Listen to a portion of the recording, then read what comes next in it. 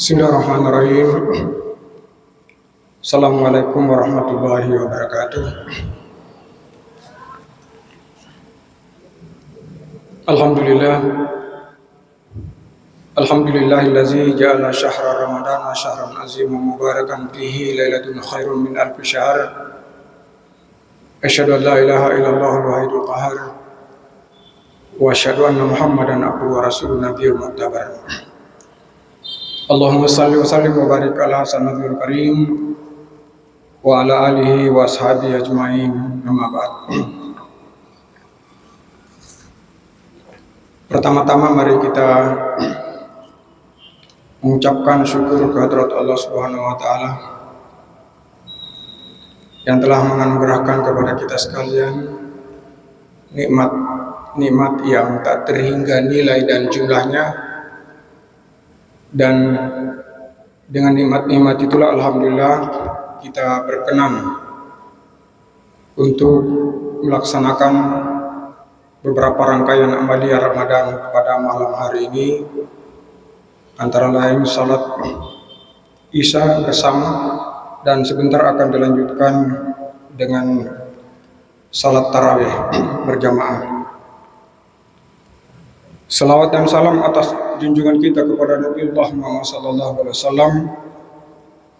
Nabi yang tidak hanya berfungsi sebagai uswatun hasanah, tetapi juga sekaligus berperan sebagai rahmatan lil alamin. Bapak-bapak, ibu-ibu sidang jamaah tarawih yang saya hormati, saya terinspirasi memilih judul ceramah kita setelah saya membaca buku yang berjudul Jangan Sampai Ada dan Tiadamu di Dunia Tak Ada Bedanya. Buku ini dikarang oleh salah seorang insinyur, dan bukunya banyak yang sudah bestseller, yaitu Ahmad Rifan.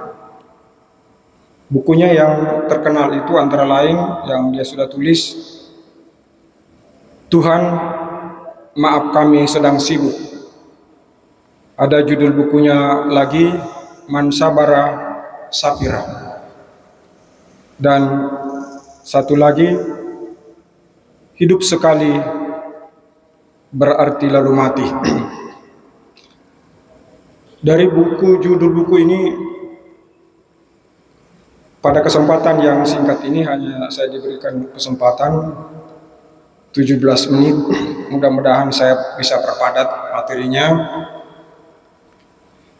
Judul kita yakni melesatkan potensi meraih kualitas hidup. Seperti kita pahami bersama bahwa di akhir-akhir Ramadan ini kita tentu berlomba-lomba, berupaya, berusaha untuk meningkatkan kualitas ibadah kita. Kita meningkatkan kualitas ibadah kita, dan ibadah yang kita laksanakan, yang kita lakukan ini, yang kita kerjakan harus berdasar pada pemahaman, pada pengetahuan, sehingga kita melakukan ibadah tidak sekedar karena kewajiban, tetapi ada makna, ada nilai, ada hakikat yang kita bisa raih dari segenap ibadah yang kita lakukan. Demikian juga dengan aktivitas-aktivitas yang lain. Oleh karena itu, semua potensi yang kita miliki semestinya, sepatutnya harus kita jadikan sebagai basic, dasar dalam rangka untuk meraih kualitas hidup. Dalam Al-Quran surat An-Nahl ayat 78, Allah Subhanahu wa taala berfirman, Wallahu akhrajakum min butuni ummahatikum la ta'lamuna syai'a wa ja'ala lakumus sam'a wal absara wal afidah la'allakum tashkurun.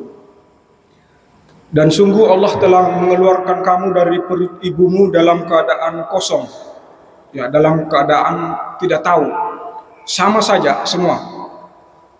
Lalu kamu diberikan pendengaran, kamu diberikan penglihatan, kamu diberikan hati. Mudah-mudahan kamu mensyukuri, ya, pemberian Tuhan. Dalam beberapa kajian-kajian tafsir, antara lain Al-Qurtubi menyatakan dalam penjelasannya yang cukup panjang bahwa makna mensyukuri di situ artinya memanfaatkan, memaksimalkan fungsi pendengaran kita, fungsi penglihatan kita, fungsi hati kita, fungsi pikiran kita untuk meraih sesuatu yang lebih berkualitas. Di ayat lain, surat Al-A'raf ayat 179 juga Allah berfirman, "Walaqad warana li jahannama katsiran minal jinni wal ins lahum qulubun la yafqahuna biha wa lahum a'yunun la yubsiruna biha wa lahum azanun la yasma'una biha ulaika kal an'am bal hum adallah ulaika humul ghafilun." Yang artinya, kata Allah, sungguh kami akan mengisi neraka itu dari kebanyakan jin dan manusia. Jadi kata Allah tegas, sungguh neraka itu akan diisi oleh jin dan manusia. Mereka itu adalah mereka mempunyai hati tetapi mereka tidak memanfaatkan, mensyukuri nikmat Tuhan. Mereka mempunyai mata tetapi mereka tidak mempergunakan untuk berupaya berusaha mengetahui tentang tanda-tanda kekuasaan Allah Subhanahu wa taala.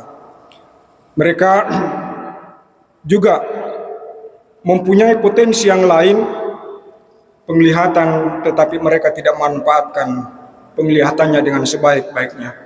Mereka itu ibarat seperti binatang ternak, bahkan lebih hina lagi, dan mereka itu adalah termasuk orang-orang yang rugi dan juga merasa lengah. Dari dua ayat ini dapat dipahami, hadirin sekalian yang saya hormati, semestinya, sepatutnya dan harusnya lah di bulan suci Ramadan ini kita harus meningkatkan terus kualitas ibadah kita yang kita lakukan. Jangan sampai ibadah puasa kita, ibadah salat kita, ibadah-ibadah sunat yang lain ya sama saja dengan tahun-tahun sebelumnya. Betapa tidak bahwa di bulan suci Ramadan inilah berkumpul seluruh perintah rukun Islam. Yang kita tidak laksanakan di bulan suci Ramadan ini adalah hanya ibadah haji saja.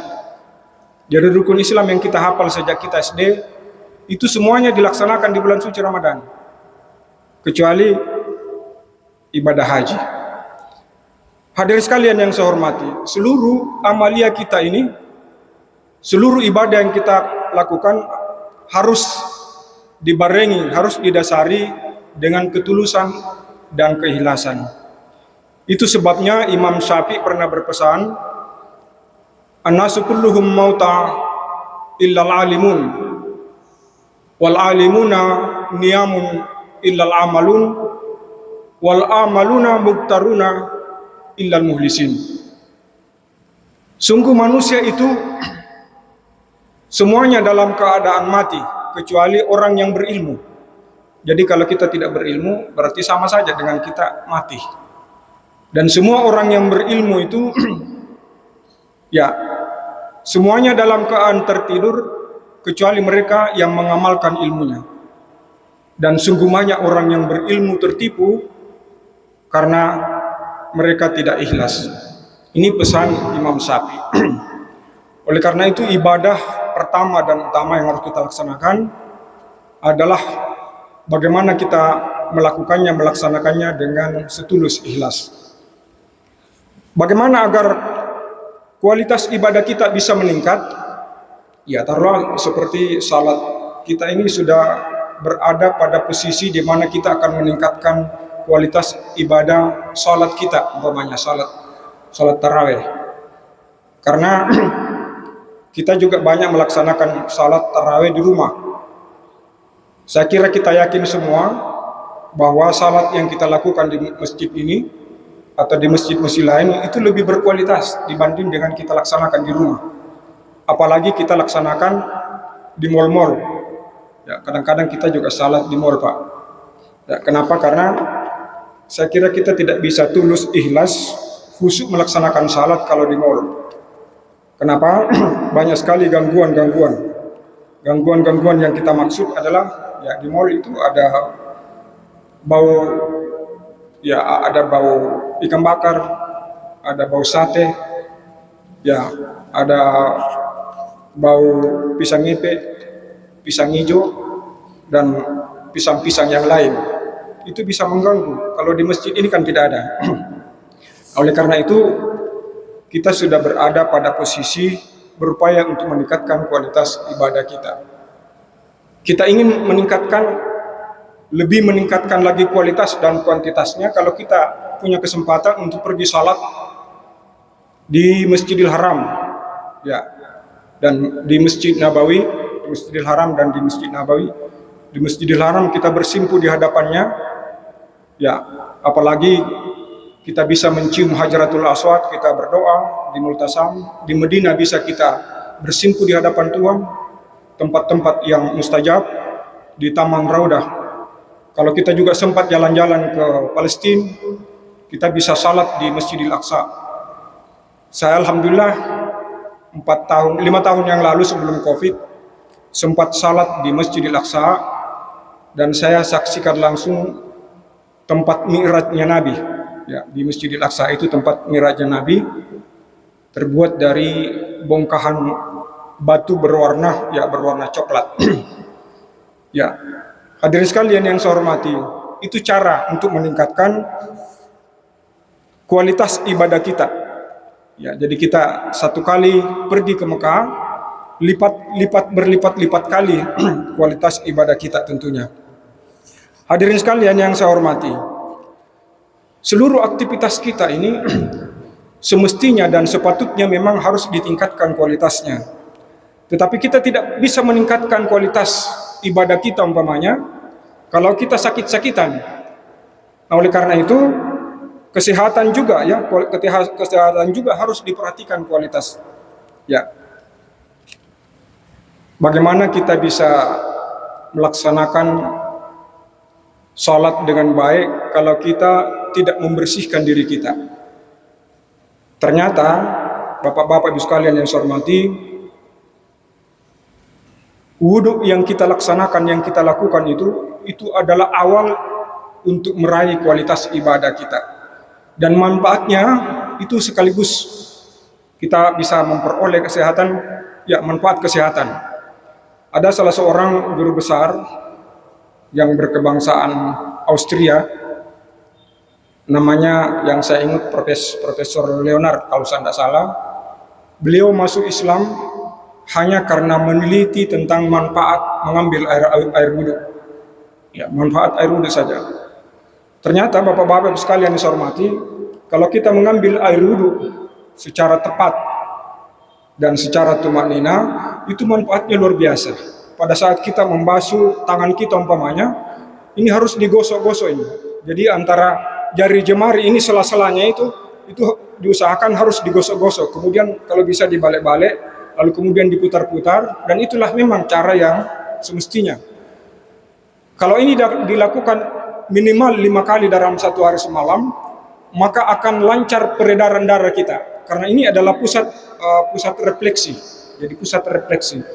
Demikian seterusnya. Jadi kita membasuh lengan, lengan kita, tangan kita, kemudian muka, itu harus dibasuh secara pelan-pelan, Pak.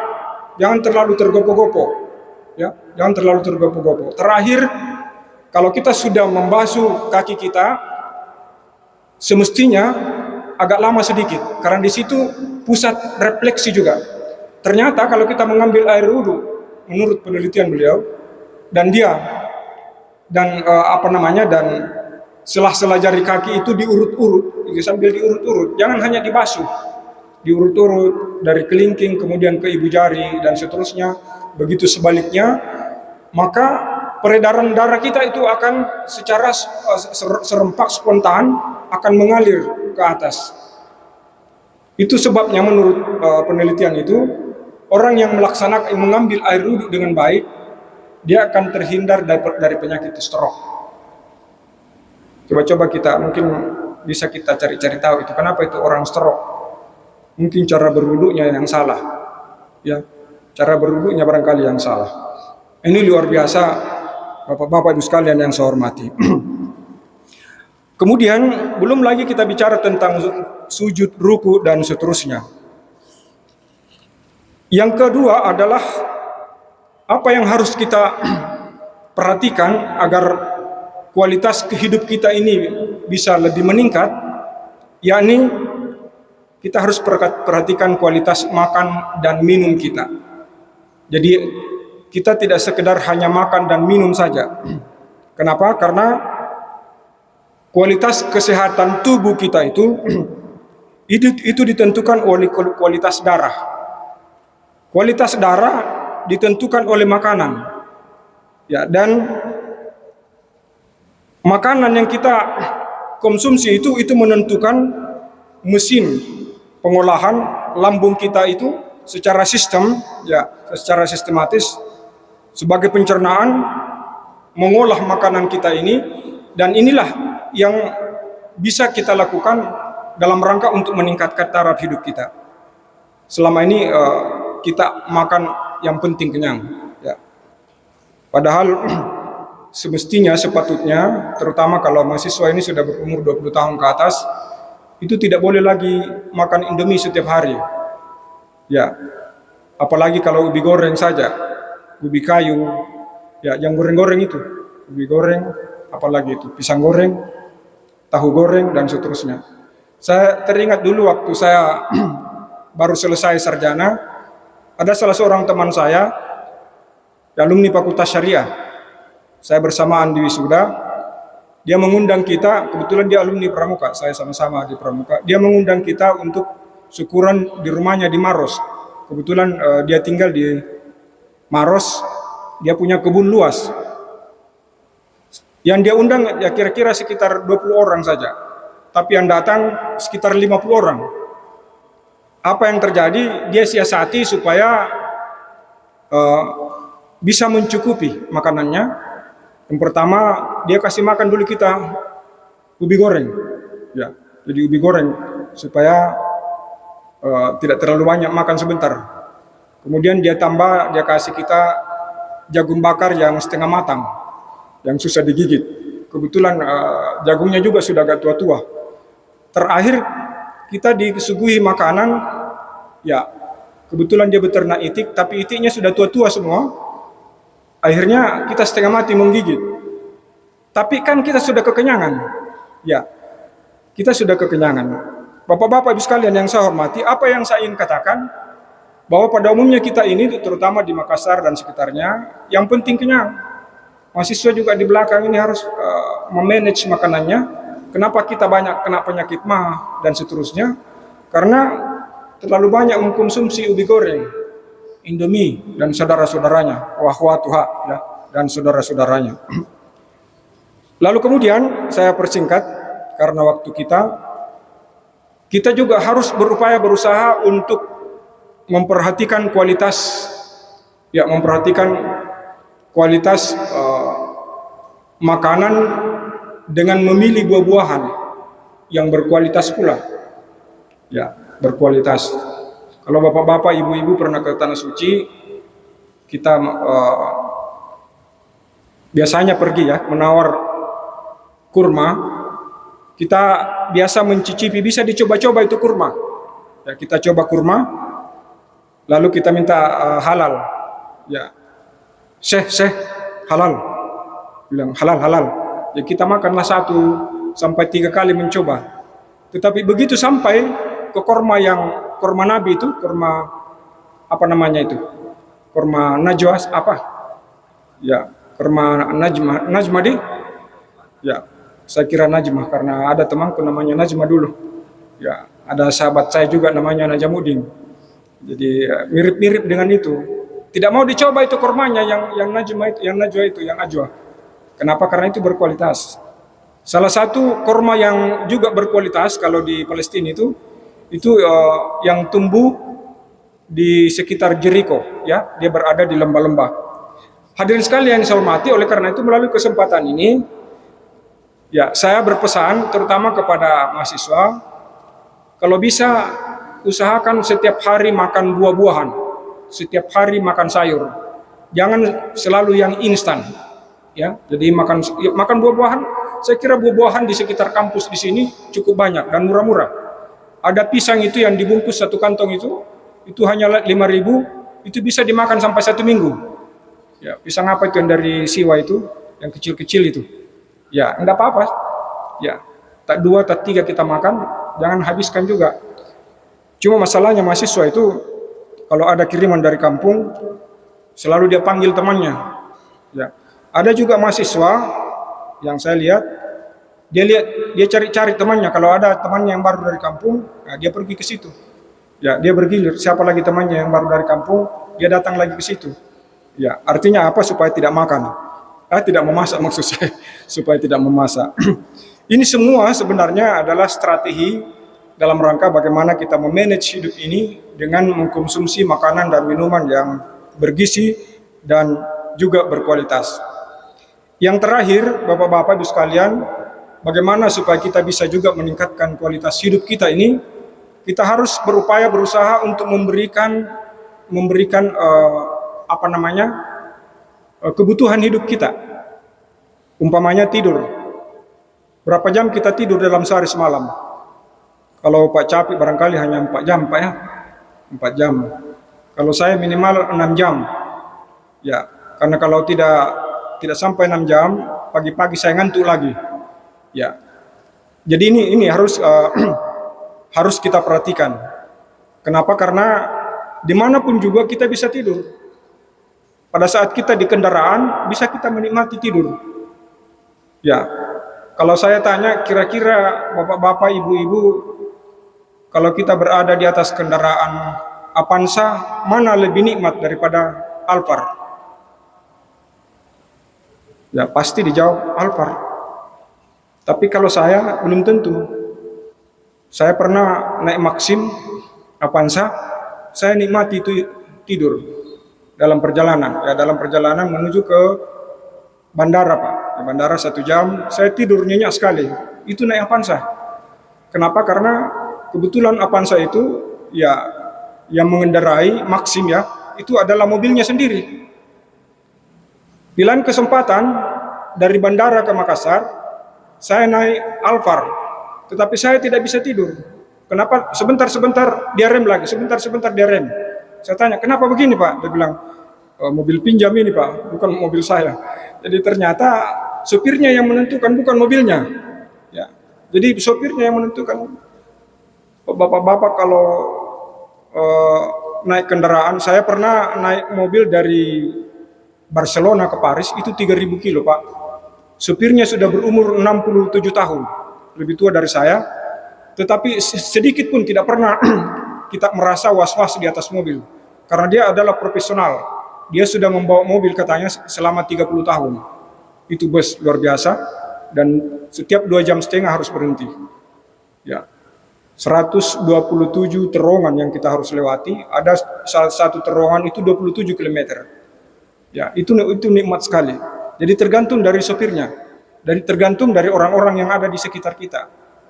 Di lain kesempatan saya pernah diperjalankan oleh Pak Rektor dari Makassar terus ke Jakarta, ke Hong Kong, lalu ke Vancouver, Toronto, Kanada selama 20 jam.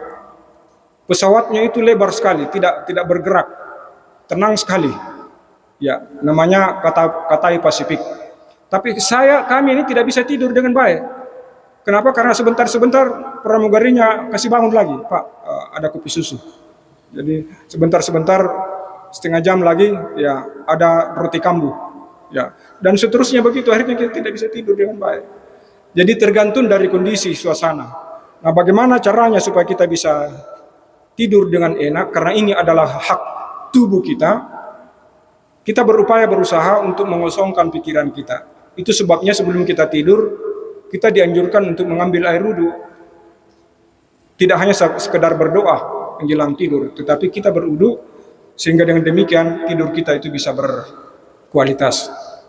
Bapak-bapak, ibu sekalian yang saya hormati, akhir dari ceramah kita, saya teringat pesan salah seorang guru besar kita, Pak Prof. Harun Nasution. Beliau adalah Direktur Pasca Sarjana dan sempat kami diajar di Masih Yayan dulu.